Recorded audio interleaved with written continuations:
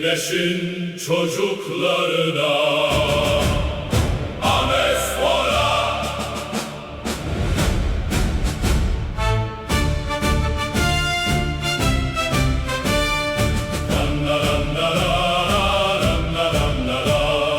Güneş doğar dağlarımızdan, korku çekilir yollarımızdan.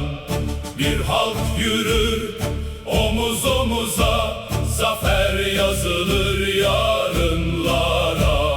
Şampiyonumuz Amespor'la. Vur davulu, yak ateşleri, bugün umut sarar her yeri. Ne zincir kaldı ne karanlık, bizimdir artık yarınlar. Ne zincir kaldı ne karanlık, bizimdir artık yarınlar.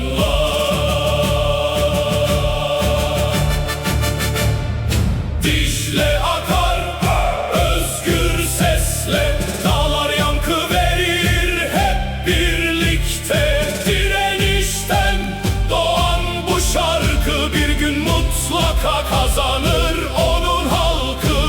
Ey yoldaş kalk, vakit geldi, küllerimizden doğduk şimdi.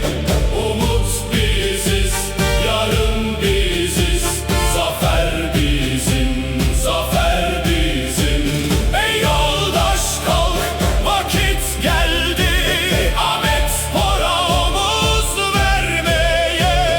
Umut biziz, yarın biziz, zafer bizim, zafer bizim. Umut biziz, yarın biziz, umut biziz, yarın biziz.